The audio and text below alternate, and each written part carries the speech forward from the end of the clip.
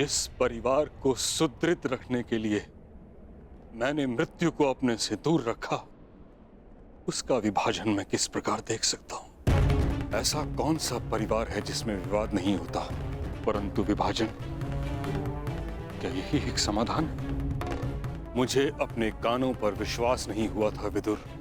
वासुदेव जैसा विद्वान और बुद्धिमान विभाजन का सुझाव देता है। यदि मेरे वचनों से आपको पीड़ा पहुंची है तो मैं क्षमा प्रार्थी हूं गंगापुत्र, परंतु परिस्थितियां कभी कभी ऐसी हो जाती हैं कि परिवार को बांटना आवश्यक हो जाता है, विशेषकर तब जब परिवार के कुछ सदस्य शेष का विनाश चाहने लगे। मैं कह चुका हूं, मेरे जीवित रहते ऐसा कभी नहीं होगा। मुझे विश्वास है कि मैं अपने पुत्रों को एक रखने में सक्षम हूं।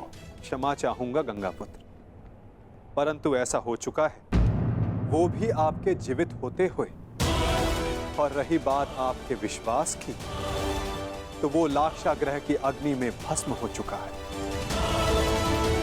क्या कह रहे हैं आप? दुर्योधन और शकुनी ने पुरोचन से वारणाव्रत में जो भवन बनवाया था, वो भवन लाक्षागृह था। वो पांडवों को भेंट देने के लिए नहीं, अपितु पांडवों को अग्नि की भेंट चढ़ाने के लिए था गंगापुत्र। मुझे विश्वास नहीं। तो आप महात्मा विदुर से पूछिए, यदि वो समय रहते पांडवों को सावधान नहीं करते तो आज आपके पांचों पौत्र जीवित नहीं होते। वासुदेव ठीक कह रहे हैं तातश्री। तुमने मुझे बताया क्यों नहीं विदुर? आपको कष्ट होता तातश्री। पांडवों की रक्षा मैंने कर ली थी, परंतु सत्य जानने के पश्चात कौरवों की रक्षा आपसे कोई नहीं कर पाता। यदि कौरवों और पांडवों को साथ रखा गया तो मुझे खेद है गंगापुत्र, कहीं हस्तिनापुर स्वयं एक लाक्षागृह में परिवर्तित ना हो जाए। स्पष्ट कहिए वासुदेव।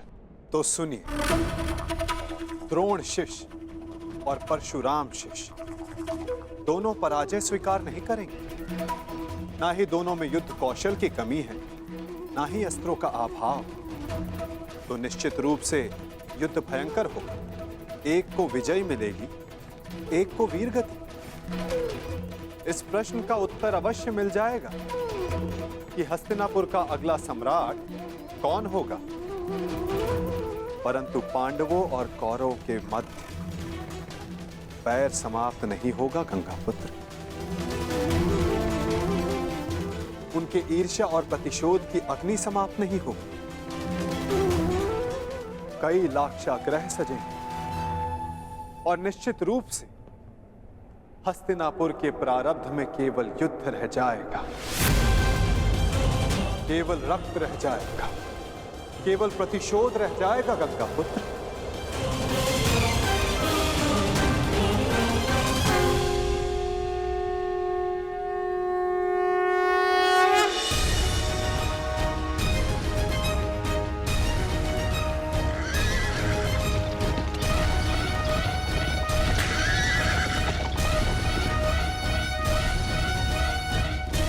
दो योद्धा युद्ध के लिए प्रस्थान कर रहे हैं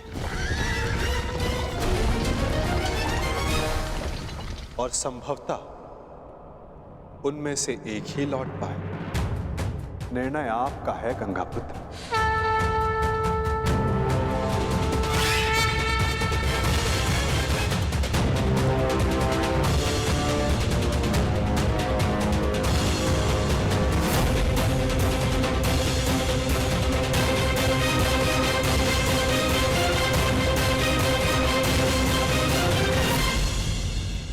हमारा द्वंद्व आज पूर्ण होगा। आज सूर्यास्त भी तुम्हारी रक्षा नहीं कर पाएगा, और ना इस बार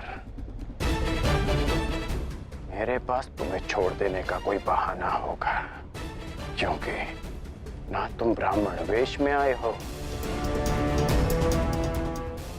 किसी का स्वयंवर जीत कर लौटे हो। अर्जुन, इस बार मैं अपना धनुष नीचे नहीं करूंगा और मैं तुम्हें प्रहार करने का अवसर नहीं दूंगा।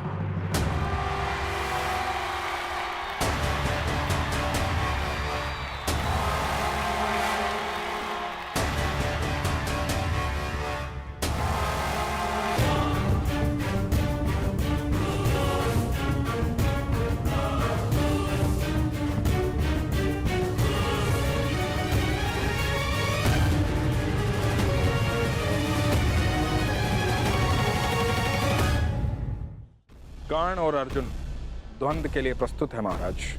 द्वंद्व प्रारंभ किया जाए ताज।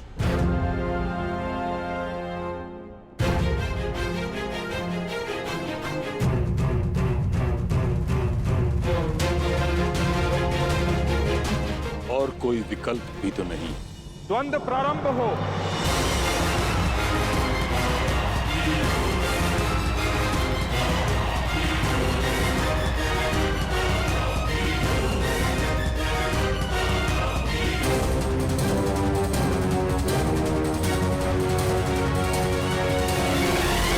ये द्वंद्व नहीं, तुम्हारा सौभाग्य प्रारंभ हो रहा है मेरे होने वाले सम्राट। हाँ मामाश्री।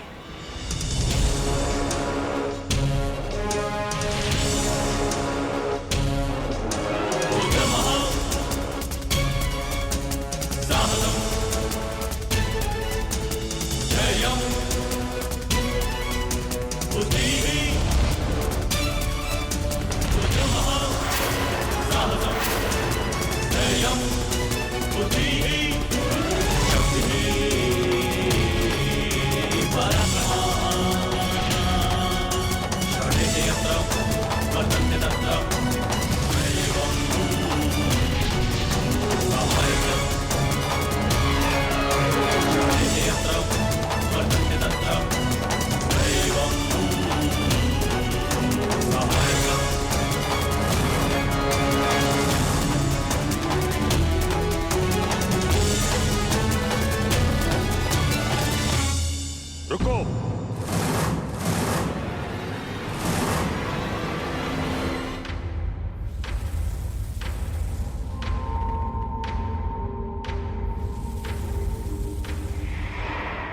क्या हुआ ताज? महाराज, हस्तिनापुर की सुरक्षा मेरी प्रतिज्ञा है, मेरा धर्म है, मेरे जीवन का उद्देश्य है। मुझे लगा था कि इस द्वंद्व से हस्तिनापुर का रक्त बहने से बच जाएगा,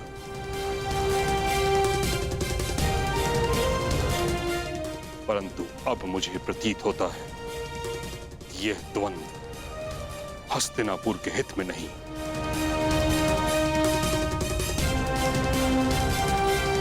इस कारणवश मैं इस द्वंद्व को समाप्त करने की घोषणा करता हूं।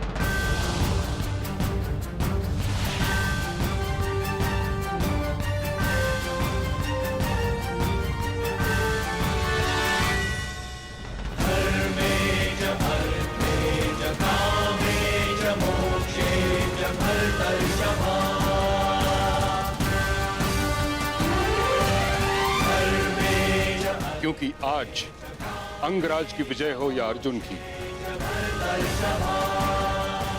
युधिष्ठिर सम्राट पद पर बैठे या दुर्योधन, इन भाइयों के मध्य का बैर और इनकी होड़ समाप्त नहीं होगी। परंतु पितामह, इसके अतिरिक्त और क्या हल है?